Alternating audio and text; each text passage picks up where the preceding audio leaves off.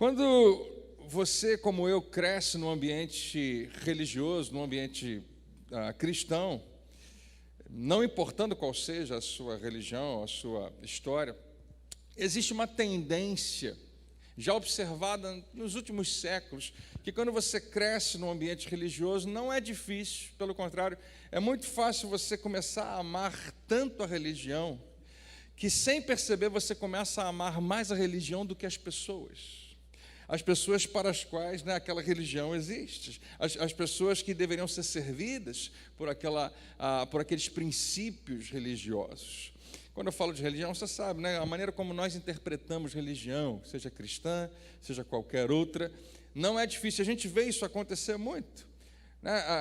É muito fácil, e esse é mais ou menos o tema do que a gente vai falar hoje, é muito fácil a gente ferir as pessoas com a religião. Na verdade, isso acontece o tempo todo, no mundo inteiro.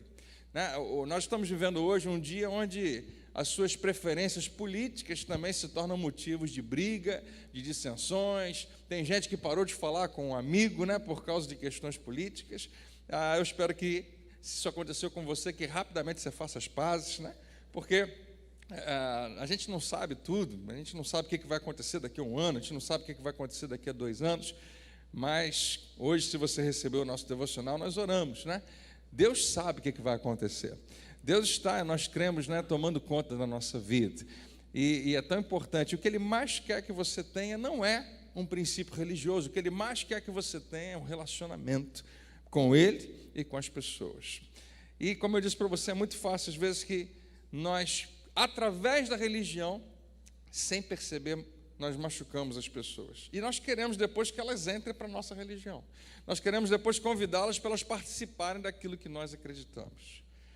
Eu sei que talvez você pense em religiões do tipo daquelas do Oriente Médio e outros tipos onde a gente ouve falar de genocídio, de matanças, de coisas acontecendo, de gente sendo ferida, machucada por conta daquela região, em nome do Deus deles ou no nome de Deus. Coisas incríveis e terríveis estão acontecendo. Mas na própria igreja cristã, isso também acontece, por conta de tradição, por conta de legalismo, por conta de religião. Nós, sem perceber, ou muitas vezes percebendo, podemos ferir as pessoas. Isso é muito importante que a gente olhe para isso. Nós estamos, durante esses dias, analisando, 90 dias, dando uma olhada nessa caminhada do Senhor Jesus, quando Ele é apresentado às pessoas lá no Rio Jordão, e depois tudo que a gente foi vendo que Ele foi acontecendo no início do seu ministério, e a gente vai chegar, quando chegar no final, ao momento onde Ele entrega a sua vida por amor a nós. Quantos são gratos pelo que Ele fez por você? Diga amém. E nós temos dito algo que toda semana eu acho importante repetir, que Jesus ele veio para trazer algo completamente novo. Jesus não veio para instaurar uma continuação da religião recorrente daquele momento lá, a religião daquele tempo, que era o judaísmo, Ele não veio fundar uma segunda versão do judaísmo, não. Completamente novo, não tinha mais nada a ver com aquilo, nada. Jesus não veio para completar os livros que faltavam para a nossa Bíblia, não. Ele veio a introduzir algo completamente novo. Eu coloquei aqui, ao mundo e para o mundo, em favor do mundo. Não apenas de uma nação, não apenas de um grupo de pessoas, mas para todo aquele que nele crê. E quando Jesus completa a sua obra, o que Ele está nos apresentando, Ele que vai estar apresentando durante o seu ministério, é uma nova aliança, um novo acordo que Deus tem, não apenas com um grupo, não apenas com uma pessoa, mas com todas as pessoas, com todo mundo. Uma nova aliança através do sangue de Jesus. O que nós vamos ver daqui a algumas semanas é que Jesus também ele estabelece um novo mandamento que vai se tornar a ética fundamental e regente de todos os relacionamentos da igreja, que é o seu novo movimento, que Jesus está começando, que Jesus está inaugurando. E como a gente falou, anteriormente, nos últimos encontros, Jesus ele começa a revelar um pouquinho do que Ele veio fazer. E Ele começa a pregar e a ensinar e a curar as pessoas, mas uma das primeiras coisas que Ele faz é mostrar o reino de Deus, como é que Deus enxerga a vida.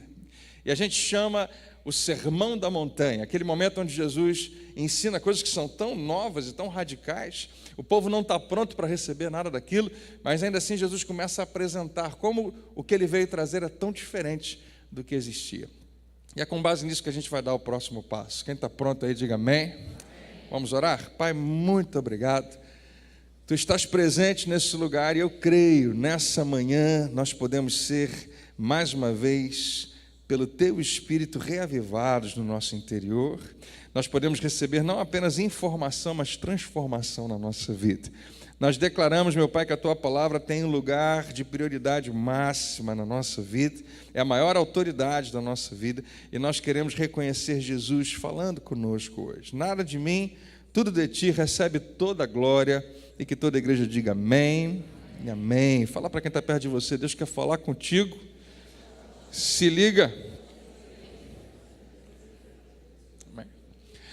No Sermão da Montanha, Jesus começa a estabelecer essas ideias que, se você estivesse lá, se você fosse um judeu na época, porque hoje a gente tem 1000 outras informações novas de lá para cá, mas eles não faziam ideia de nada disso. Nada do que Jesus falava para eles fazia muito sentido, porque tudo era muito novo.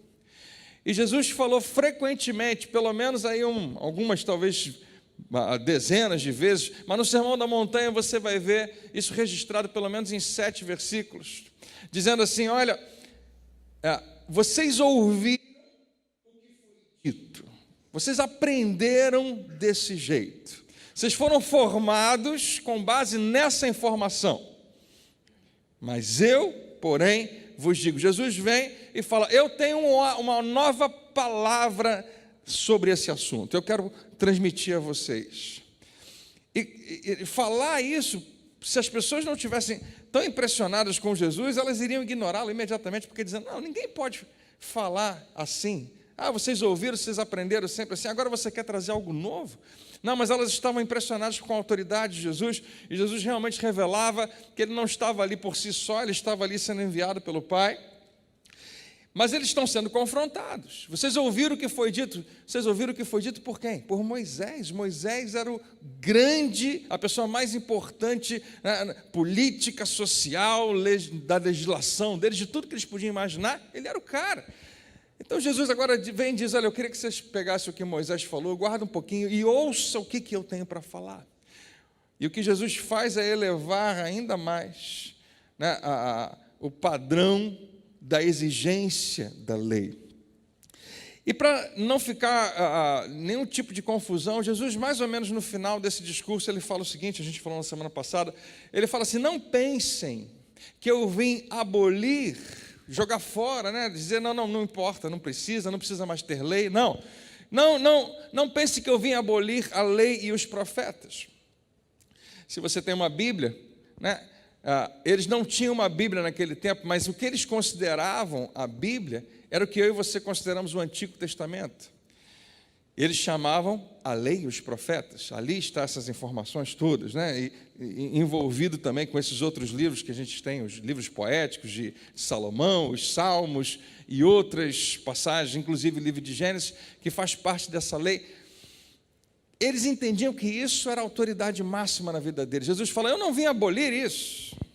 Ele termina esse discurso dizendo: não vim abolir, mas vocês estão ouvindo algo. Jesus, é como se ele estivesse dizendo: vocês estão ouvindo algo que o sentimento que está provocando em vocês é real. Eu entendo que vocês estejam tensos, porque alguma coisa realmente está acontecendo. Uma mudança está para acontecer. Algo novo está chegando. Então não estranhe tudo isso que está acontecendo, mas eu não vim para abolir, mas, e o que Jesus fala em seguida é muito mal compreendido pela maior parte da igreja até hoje. Ele diz: mas cumprir. Jesus não veio cumprir para si só. Jesus veio para cumprir a lei e os profetas por todos nós, porque não havia absolutamente ninguém até ele que tivesse cumprido a lei e os profetas. E nunca existiu ninguém após ele que pudesse também fazê-lo, cumprir a lei e os profetas. Jesus fala: eu vim resolver essa questão. Como eu coloquei para você semana passada, se toda a nação de Israel entendesse que a antiga aliança, né, a lei e os profetas fosse um problema matemático que ninguém pudesse resolver, Jesus diz assim: eu vim resolvê-lo, eu vim fechar essa conta. Se todo mundo entendesse, né, que aquilo é uma conta que ninguém podia pagar, Jesus veio como quem dissesse assim: eu vou pagar, eu vou resolver, nós vamos arquivar isso, nós vamos resolver essa questão, eu vim cumprir. Jesus veio para ser o único que poderia resolver, dar uma solução final no que diz respeito à antiga aliança. Nós entendemos apenas que ele veio cumprir como sendo essa pessoa que conseguiu fazer, mas que ela continuaria em vigor. Não, Jesus está dizendo, a partir de agora, algo novo substitui o que era velho. Algo completamente novo se coloca no lugar daquilo que até hoje nós tínhamos como um pacto com Deus. Tem algo melhor, tem algo maior. E você vai ver Jesus falando, é interessante como termina o Sermão da Montanha, diz assim: quando Jesus acabou de dizer essas coisas, as multidões estavam maravilhadas com o seu ensino, porque ele as ensinava como quem tem autoridade. Eu acho legal a Bíblia colocar isso para a gente, porque para aquele povo existia uma carência de alguém chegar com autoridade para tratar da temática da vida deles, do que a vida tem que ser, a vida com Deus. Todo mundo estava impressionado com ele. Ele não ensinava como os mestres da lei, o que nos sugere uma questão importante, se a gente for tentar enxergar como aquele povo enxergava: quanto realmente de autoridade Jesus tinha? Qual a autoridade que ele realmente possuía? Será que a autoridade de Jesus realmente era suficiente para substituir tudo o que havia sido estabelecido por Moisés?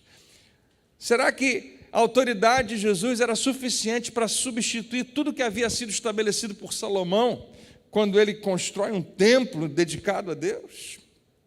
É isso que a gente vai falar hoje. Mateus capítulo 12, verso 1 diz assim: naquela ocasião, Jesus passou pelas lavouras de cereal no sábado, e seus discípulos estavam com fome e começaram a colher espigas para comê-las. Você sabe que Jesus frequentemente, a Bíblia faz questão de apontar coisas que ele fazia no sábado e que imediatamente depois apareciam religiosos para dizer: opa, você não pode fazer isso no sábado. Mas a Bíblia, e eu e você sabemos que Jesus nunca pecou. Alguém diz amém? Ele não estava violando em nada o mandamento de Deus. E ele tenta o tempo todo colocar isso na cabeça daqueles homens religiosos que agora tinham sábado de maneira também distorcida. Os fariseus, os mestres da lei e outros grupos ficavam o tempo todo esperando Jesus fazer alguma coisa que eles consideravam errada para dizer: aham, peguei. E olha como é que eles colocam no próximo versículo: os fariseus, vendo aquilo, lhes disseram: olha, e esse olha tem uma conotação, gente, olha para o que está acontecendo, todo mundo olha para cá, veja o que Jesus está fazendo. Olha, os teus discípulos estão fazendo o que não é permitido no sábado. Isso não acontece só uma vez, isso acontece dezenas de vezes. E sempre Jesus chega para falar: não tem essa história, vocês fazem tanta coisa no sábado, vocês entenderam errado o sábado. Nessa mesma passagem em Marcos, Jesus fala o seguinte: então ele disse, o sábado foi feito por causa do homem, e não o homem por causa do sábado.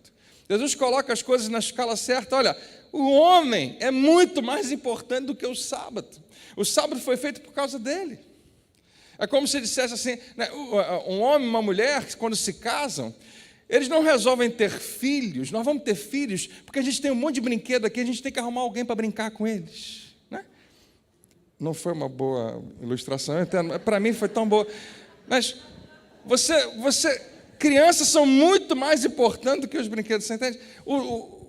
As pessoas, os homens, Jesus está dizendo, eles são muito mais importantes do que o sábado. O sábado foi feito para eles.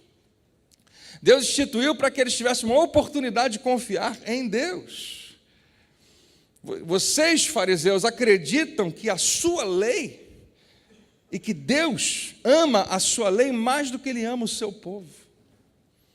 Vocês acreditam nisso? Será que você acredita nisso? Porque eles acreditavam. Eles priorizavam a lei em detrimento das pessoas. Essa é a essência do legalismo. O legalismo prioriza uma ideologia, uma visão acima de você.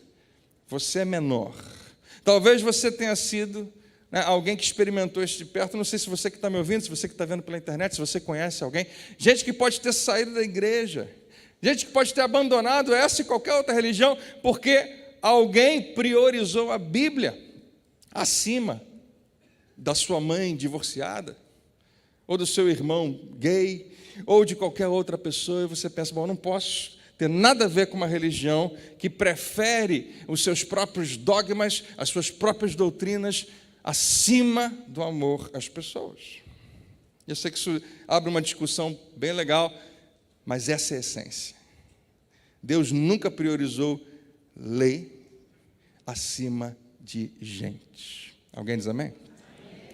Eu coloquei da seguinte maneira, e é muito importante que a gente faça uma autoanálise nesse sentido, que legalismo é quando as pessoas usam a lei de Deus para desonrar as pessoas feitas à imagem de Deus. Se você foi feito à imagem de Deus, e quantos sabem que foram, digo amém, você deveria ser muito mais valorizado por isso do que qualquer outra coisa. E é incrível como isso acontece o tempo todo. Eu ouvi um pastor falar isso, eu fiquei tão chocado, talvez há uns 20 anos atrás, mas nunca mais eu esqueci. Ele falou, as pessoas mais perversas que ele encontrou dentro da igreja. Por quê? Porque se utilizavam da palavra para fazer mal às pessoas.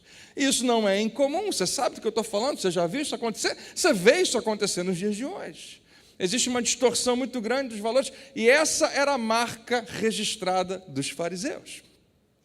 Em detrimento das pessoas, eles eram apaixonados pela lei, eles acreditavam que estavam fazendo o que é certo. Jesus vem para começar a fazê-los entender de maneira diferente. Jesus, quando percebe que homens estão usando a lei de Deus para fazer mal a outros homens, rapidamente, Jesus faz questão de lembrá-los que eles estão do lado errado, eles estão em oposição a Deus, eles estão contrários a Deus.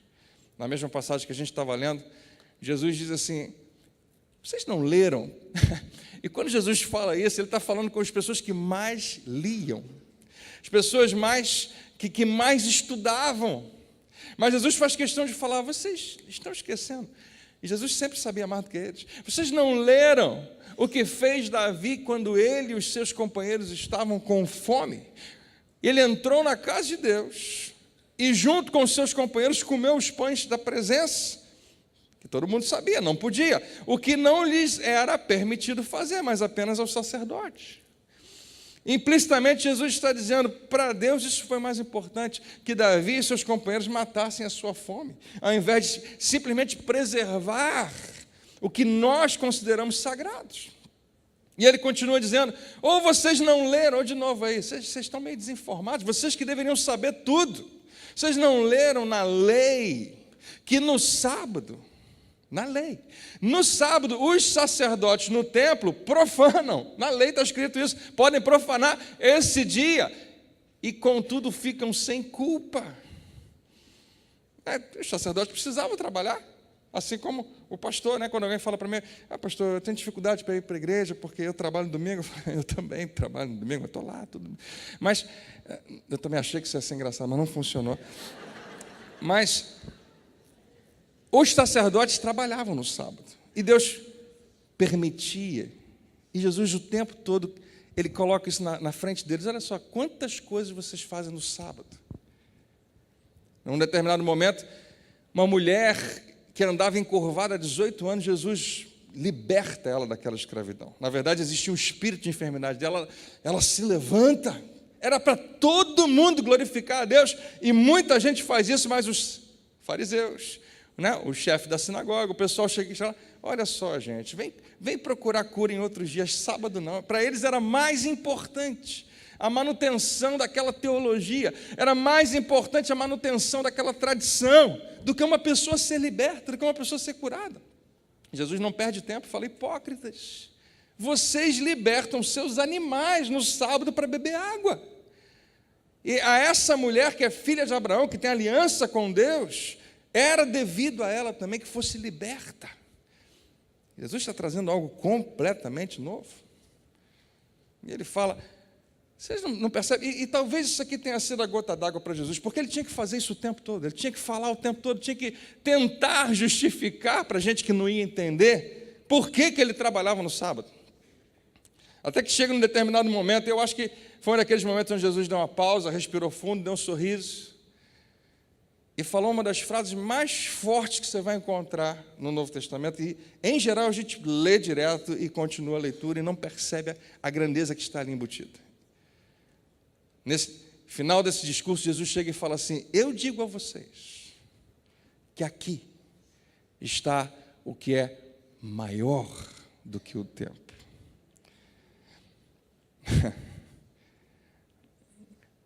Comparar-se ao templo só poderia ser interpretado como arrogância, ou como ignorância, ou como insanidade, mas certamente para eles era uma blasfêmia.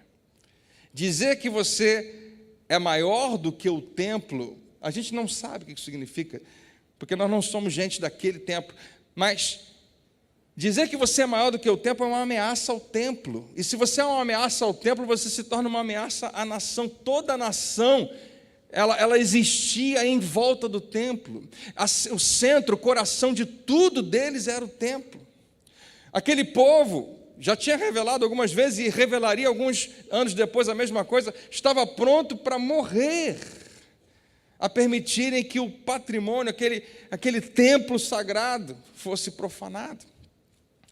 Um espaço, uma área que seria mais ou menos 30 igrejas dessa aqui. Imagina da Ana Teles até Pinto Teles, você sabe que a gente tem mais ou menos um pouco mais do que 20 metros assim, coloca 34, se meus cálculos estiverem certos, 34, um do lado do outro assim. É mais ou menos o espaço do templo antigo. Aquele pedaço de terreno ali, para eles era o que havia de mais importante, nada era maior do que isso. Ninguém toca no templo, ninguém faz nada no templo, ninguém mexe com o templo é puro, o templo é perfeito, é o lugar da presença de Deus, ninguém mexe. 7 anos depois de Jesus dizer isso, 7 anos depois, no ano 40 depois de Cristo, eu coloquei, eu não sei se você já ouviu falar nesse cara aqui, foi esse imperador que veio logo depois da morte de Jesus. Imperador Caio Júlio César Augusto Germânico, famoso Calígula, que é retratado para a gente apenas em filmes que parecem mais apontar para a questão sexual, né? Porque ele era muito pervertido, mas ele era um garoto, um adolescente, gostava de aparecer, e em determinado momento ele é levado a essa posição para a qual ele não tem a menor responsabilidade de assumir, faz as coisas mais absurdas, o poder sobe completamente a cabeça, as atrocidades são muito grandes, como qualquer imperador naquele tempo a gente percebia. E Calígula, depois o que acontece é o seguinte, os israelitas começam a perceber que existe alguma chance de vencer Roma, mas eles estão tão enganados, porque eles fazem algumas guerrilhazinhas, fazem algumas sabotagens, e num determinado momento eles têm uma vitória muito grande contra um grupo de soldados romanos. E por conta disso eles começam a crescer e pensam, opa, a gente vai conseguir expulsar Roma daqui. Roma era uma coisa gigantesca, imensa em volta deles, mas eles falam, a gente vai conseguir tirá-los. E os mais velhos ficaram desesperados, pensando, não, gente, isso é grande demais. Mas os mais novos começaram a formar exércitos e pequenos grupos e começaram a fomentar a possibilidade. E eles deram passos nessa direção. E depois dessa derrota desagradável, esse imperador fala, bom, eu vou acabar com esse negócio de judeu. Como é que a gente acaba com eles? Vou acabar com a religião deles, vou acabar com o que eles pensam que é mais sagrado. O que eles têm de mais sagrado? O que tem de mais sagrado é o templo. Ah, é? Então eu quero que vocês façam uma estátua ao nosso Deus, que era Júpiter, se eu não me engano, com a minha cara, com a cara de Calígula, e coloque dentro do templo deles. Fizeram a estátua. E Calígula ordena a um cara que é, se eu não me engano, o governador da Síria, Petrônio, para ser o cara que é encarregado de levar a estátua e colocar dentro do templo. Que tarefa terrível para esse cara. Porque ele não fazia ideia, porque quando ele chega finalmente em Jerusalém, não sei se desembarcado ou simplesmente chegou lá, a história conta que milhares de israelitas estavam esperando ele chegar, como que se colocando numa resistência, você não vai passar, você não vai fazer. E quando esse grande general, esse governador, ameaça a violência contra eles, eles não revidam. O que eles fazem é se ajoelhar no chão, eles abaixam a sua roupa aqui e expõem os seus pescoços, seus pescoços, né? A sua garganta, como que diz assim, nós estamos prontos para morrer, mas nós não vamos permitir que o nosso templo seja profanado. E ele não faz nada com eles, mas segue em direção a Tiberíades com todo o seu exército. Quando chega em Tiberíades, mais gente ainda, milhares e milhares de judeus na mesmíssima posição. E o historiador do primeiro século, Joséfo, coloca da seguinte maneira: então eles lançaram seus rostos em terra e esticaram seus pescoços, declarando que estavam prontos para morrerem, e assim fizeram por 40 dias. Não saíram de lá. Você já viu manifestação? Essa aí foi. Ninguém toca no templo. Petrônio estava numa situação muito complicada. Ele já tinha mandado uma carta para Calígula dizendo: o negócio está complicado, mas ele tentou atrasar um pouco sem explicar o que era. E agora ele manda uma segunda carta dizendo que não seria um confronto que iria acontecer. Para a gente conseguir entrar no templo, a gente vai ter que fazer um genocídio, a gente vai ter que matar todo mundo inocente. Ninguém está se levantando para lutar contra a gente. E ele sabia que no momento que aquela carta chegasse, era a sua sentença de morte, porque eu estou falhando em fazer algo que o imperador mandou. E a carta chega. E existem duas versões, uma que a carta nunca chega, a outra que a carta de volta de Calígula nunca chega. Mas a história que diz que Calígula escreve também para ele, dizendo: então eu quero que você se mate, porque você não conseguiu fazer o que eu fiz. E ele sabia que ele não tinha opção. Por alguma razão, possivelmente essa carta nunca chegou a Petrônio. Porque enquanto tudo isso estava acontecendo, né, a guarda pretoriana, eles conseguem fazer direitinho lá uma emboscada para tirar Calígula do poder e o matam. Sorte de Petrônio, né, muito grande.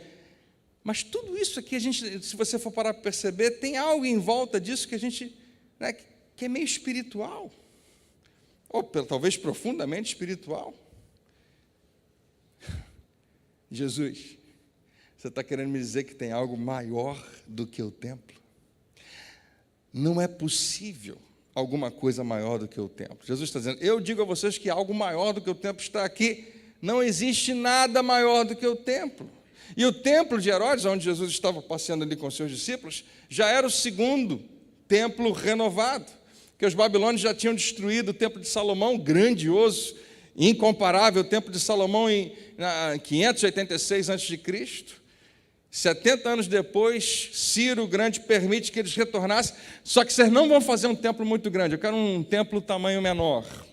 E eles fazem um templo tamanho menor, muito bonito, mas quem conhecia o outro templo, quando vai na inauguração, chora e não para de chorar de tão pequeno em relação ao grande templo de Salomão. Mas 20 anos antes de Jesus aparecer no cenário, antes do nascimento de Jesus, Herodes o Grande reconstrói o templo numa escala magnífica.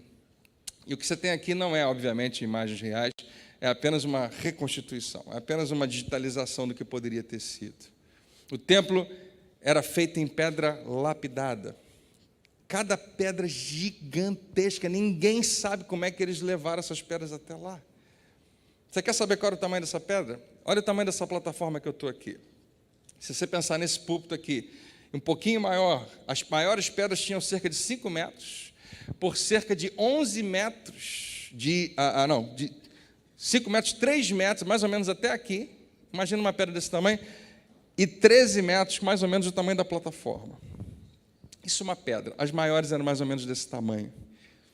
E o templo, com esse tamanhão que eu te falei, era todo feito nessas pedras.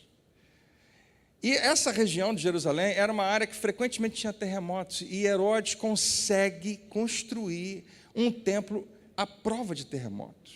Se você for estudar, você vai ver que ele fazia o espaço certinho entre uma pedra e outra, que não levava cimento, não levava argamassa nenhuma, mas que quando o terremoto acontecia, as pedras apenas deslizavam sem causar nenhum dano. Que obra sensacional de engenharia. Há 2000 anos atrás, poderia haver algo maior do que o templo?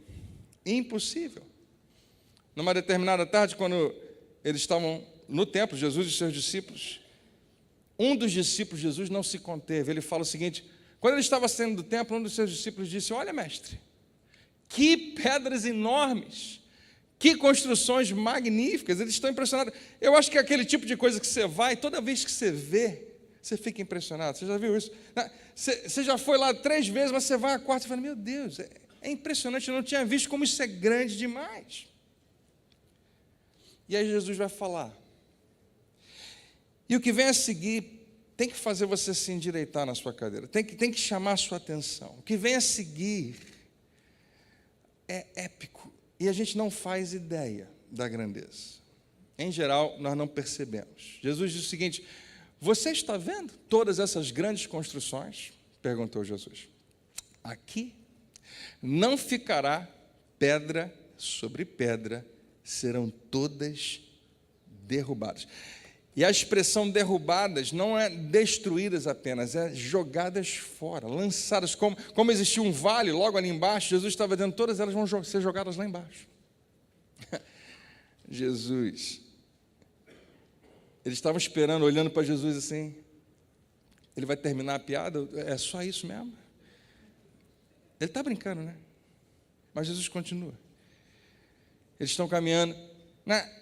É como se Jesus dissesse: vocês não precisam ficar tão impressionados assim com esse tempo, porque tudo isso vai acabar.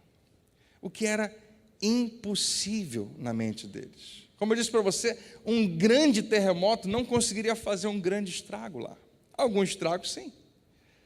Mas um grande terremoto jamais conseguiria destruir algo tão grande e tão imponente.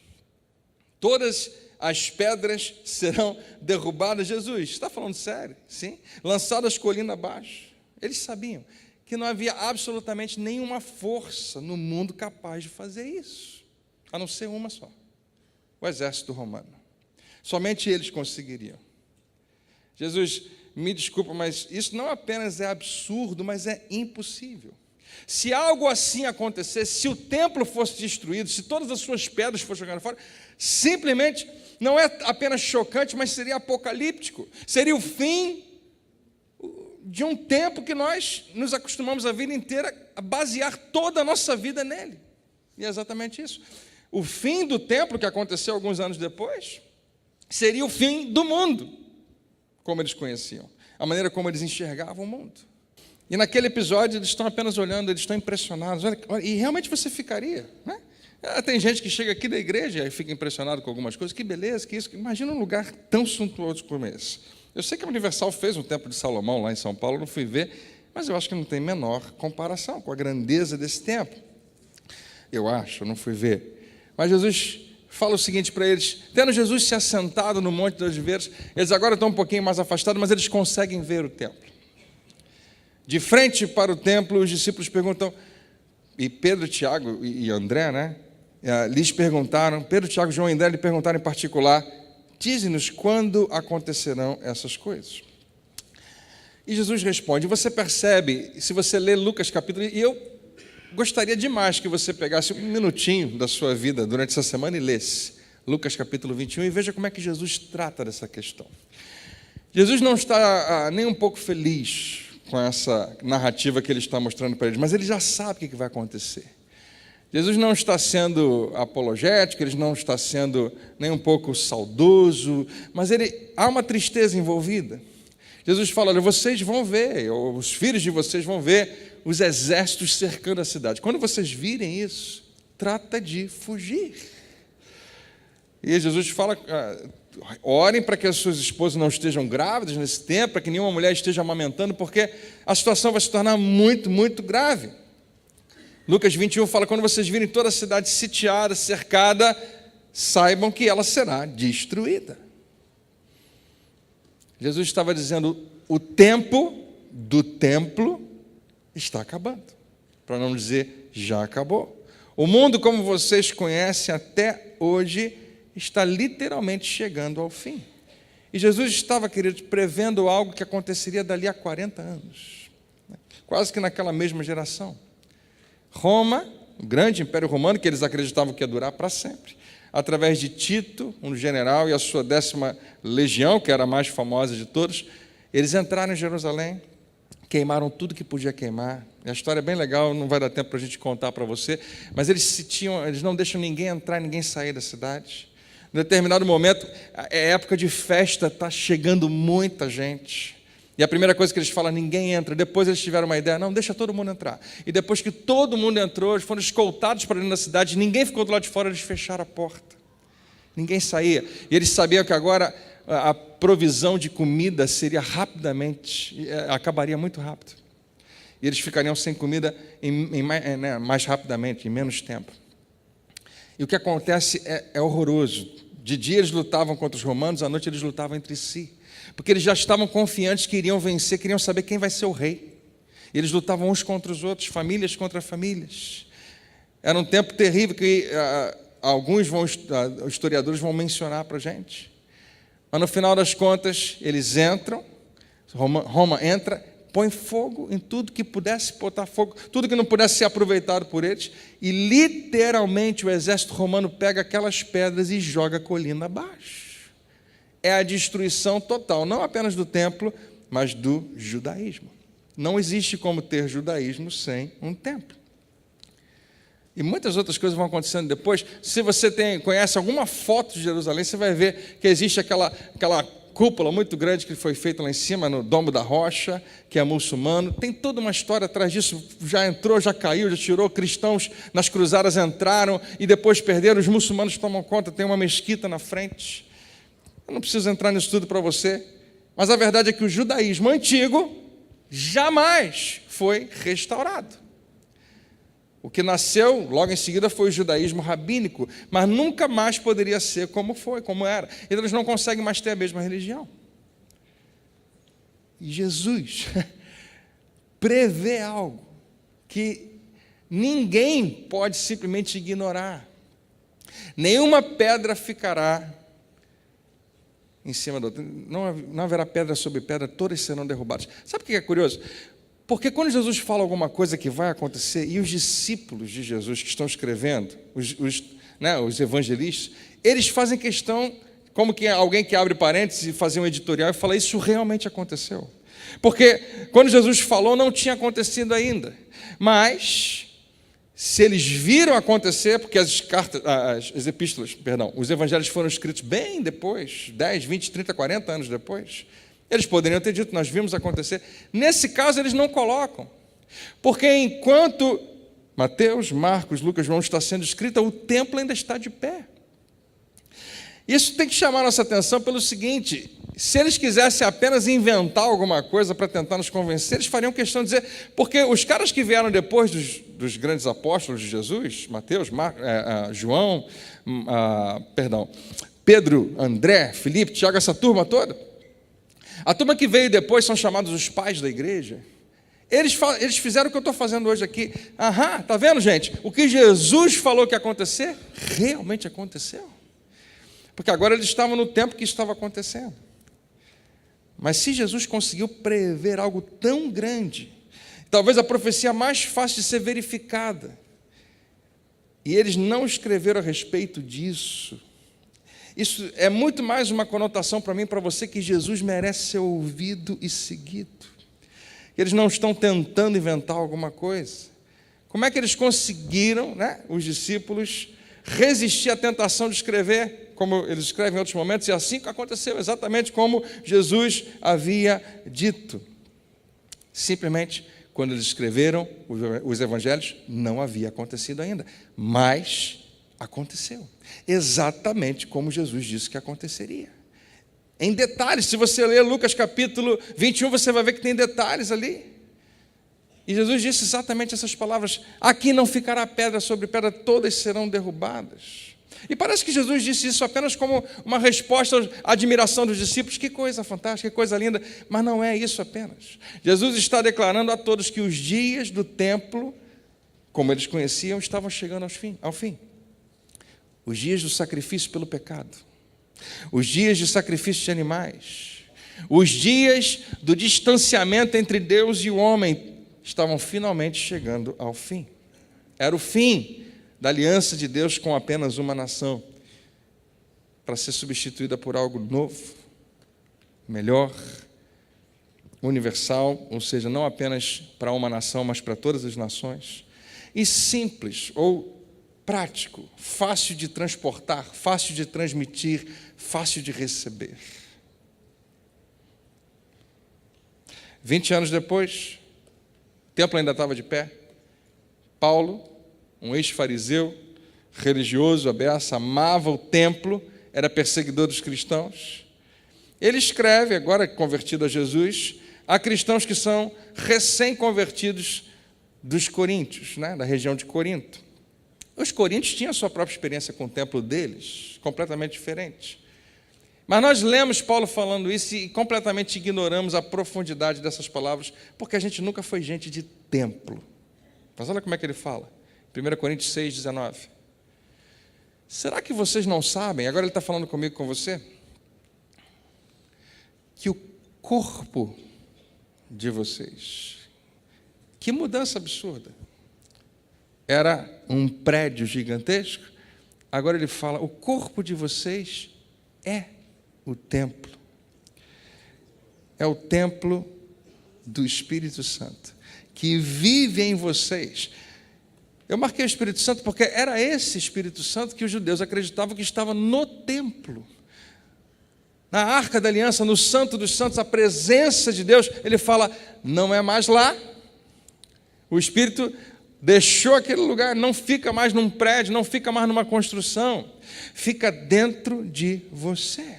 O mesmo Espírito que habitava no Santo dos Santos, no templo que hoje você, porque Paulo sabe que o templo ainda existe, no templo que vocês ainda conhecem hoje, agora o Espírito mora no corpo de vocês, que é templo dele.